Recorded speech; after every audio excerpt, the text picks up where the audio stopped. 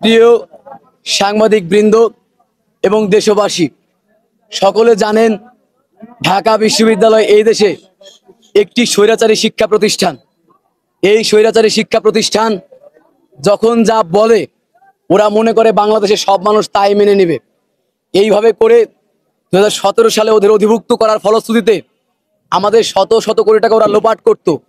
এই লোপাট বন্ধ করার জন্য গত 4 মাস যাবত ভয়ঙ্কর আন্দোলনের মাধ্যমে রাষ্ট্রকে আমরা জানিয়েছিলাম এই চোরদের সাথে আমরা আর থাকতে চাই না।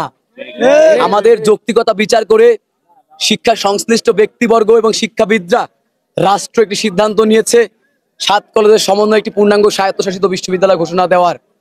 এই ঘোষণা দেওয়ার ফলে এবং আন্দোলনের শুরুতে ঢাকা বিশ্ববিদ্যালয় প্রশাসনিক কর্মকর্তাদের অবৈধ উপার্জন বন্ধ হয়ে যাবে বলে ওরা আমাদের মানুষই মনে করেন না।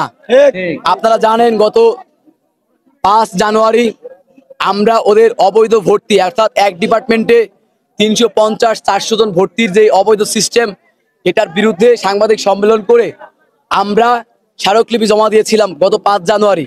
সেদিন প্রভিসি মামুন আহমেদের কক্ষে যখন আমরা ঢুকি, আমাদের 2 জনকে ঢুকতে দেওয়া হয়েছিল, বাকি সবাইকে বাইরে রেখেছিল। 2 জনকে ঢুকে খুব খারাপ বাজে ব্যবহার করে, ওনার চেহারায় কেমন যেন মানে ভয়ঙ্কর সন্ত্রাসী টাইপের। আজকে আমরা কয়েকদিন পরে 15-20 দিন পরে খোঁজ নিতে গিয়েছিলাম 7 কলেজ থেকে প্রায় 50 জন।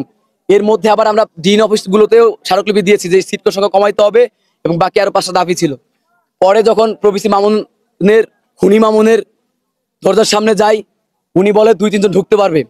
এটা শুনে শিক্ষার্থীরা বলে বা যে কজন মেয়ে ছিল ওরা ভয় পেয়েছিল যে ওই দিনের মতো আবার আচরণ করবে। এজন্য বলো ভাই না, আমরা সবাই একসাথে ঢুকবো এবং 1 মিনিট কথা বলে বের হয়ে যাব যে কি করেছে এবং ওনারা কিছু না করলে আমরা হয়তো পরবর্তী সিদ্ধান্ত নিব। কিন্তু মামুন প্রভিসি খুনি মামুন, দুশ্চরিত্রা মামুন হঠাৎ করে শিক্ষার্থীদের বললো তোমরা কেন এসেছো। বলা হলো স্যার আপনি তো বিশ্ববিদ্যালয় রূপান্তর কমিটিতে ছিলেন, ওই যে ওই দিন বলছিলাম ওই কর্মসূচি এবং আপনার 7 কলেজ সম্পর্কে সর্বশেষ আপনাদের ভর্তি নিয়ে কি কাজ করে সেটা জানার জন্য এসেছি। আপনি ওই দিন বলেছিলেন যে বিশ্ববিদ্যালয় কমিটিতে আপনি মানে কি বলে আপনার মাথায় নেই এবং আপনি অস্বীকার করেছিলেন সেদিন নেই। এই অস্বীকার কথাটা বলার সাথে সাথে প্রভিসি মামুন তার সিট থেকে উঠে জোরে একটা হুঙ্কার মারে, একদম খুনির মতো ডিপ মানে কি বলতো ডিপজল নাই বলি, মানে ওইরকম খুনিদের মতো গুন্ডাদের মতো হুঙ্কার মারে। মারার পরে মেয়েগুলো হঠাৎ করে চিৎকার দিয়ে উঠে মানে ভয় পেয়ে যায়, ভকচকি ওরা চিৎকার, স্যার এটা কি করলেন আপনি, স্যার আমরা আসি শান্তিপূর্ণভাবে কথা বলতে। ও তখন বলে মাপ চাইবি, মাপ চাইতে হবে। এবং আমি তখন ভদ্রতার খাতিরে আমি এবং জাকারিয়া বাড়ি সাগর, কবি নজরুল এবং মেয়েরা সবাই সরি স্যার মাফ করবেন স্যার, আমরা আসলে আমার কথাটা শুনেন স্যার, তারপর আমরা প্রতিভাবে বিনয়ের সাথে মাপ চাই। মাপ চাওয়ার পরে ও একটু ঠান্ডা হয়ে না বসে সামনে ঘুরে এসে বলে আমার সাথে কথা এইভাবে করে। পরে ওর কর্মচারী তখন পোলাবান চালাক ছেলে ক্যামেরা অন করে, ওর কর্মচারীরা বলে যে স্যার ক্যামেরা অন করছে, আপনি কথা একটু থামেন। ওই মুহূর্তে ও একটু প্রভিসি মামুন থামার পরে আবার যখন প্রক্টোরিয়াল টিম ঢোকে এবং কয়েকজন টিচারকে ওরা নিয়ে এসে বলে কয়েকজন টিচার গুন্ডার মতো ঢেকে বলতে স্যার কি হয়েছে দেখিছে। পরে ও বলে একটু থামো আমি দেখতেছি ব্যাপারটা, তোমরা করি। পরে ও আবার হুঙ্কার দেয়, ওদের দেখে সাহস বেড়ে যায়, প্রক্টোরিয়াল টিম দেখে হুঙ্কার দিয়ে ওই টিচারদের বলে ওদের সাথে আর আমি 1 মিনিট কথা বলবো না। এর মানে প্রথম থেকে শেষ পর্যন্ত সে আমাদের সাথে কোনো কথাই বলে নাই। নতুন টিচারের কাছে দিয়ে বলে ওদের গেটের সামনে বাইর করে গেটের সামনে কথা বলেন। নতুন টিচার বেরিয়ে ওই নাম জানি না এই জন্য নতুন টিচার বলছি, আমাদেরকে সবাইকে উস্কানি দিয়ে বললো এখানে কোনো তোমাদের সমাধান নাই। পোলাবান বলছিল যে কার কাছে সমাধান সেটা বলেন, তাও দিবে না, কোনো সমাধান দিবে না। পরে ওইখানে ভুয়া স্লোগান, জীবনের ঝুঁকি নিয়ে ঢাকা বিশ্ববিদ্যালয়ের মধ্যেই শিক্ষার্থীরা ভুয়া স্লোগান দিয়ে বেরিয়ে গিয়ে সবাই কর্মসূচি দেয় যে আমরা প্রভিসি মামুন ক্ষমা চাওয়ার আগ পর্যন্ত আমরা রাজপথ ছাড়বো না। আমরা তখন শান্তিপূর্ণভাবে সায়েন্স ল্যাবে সকাল 5টা থেকে বিকাল 5টা থেকে রাত পর্যন্ত 10টা পর্যন্ত ছিলাম। তাও যখন প্রভিসি মামুন আসেনি, আমাদের অধ্যক্ষ মহোদয় সহ ওসি মহসিন ভাই সবাই ছিল, পুলিশরা, ওরা হয়তো আসবে, যোগাযোগ করার চেষ্টা করছিল কিন্তু আসে নাই। পরে আমরা ঘোষণা দিলাম যে তাহলে যদি যেহেতু আসতেছে না মামুনের ক্ষমা চাইতেই হবে, তখন আমরা বললাম যে তাহলে আমরা মামুনের বাসা পর্যন্ত যাব। কিন্তু আমরা যেহেতু শিক্ষার্থী আমরাও জানি স্বায়ত্তশাসিত বিশ্ববিদ্যালয় পর্যন্ত ঢোকা যায় না, এটা ছিল আমাদের একটি টেকনিক যে আমরা গণতন্ত্র তরুণ পর্যন্ত গিয়ে থেমে যাব, ওরা আসবে, কাছাকাছি গেলে হয়তো আসবে, এসে মাপ চাইলে তো শিক্ষার্থীদের যে করতে সেটা থেমে যায়।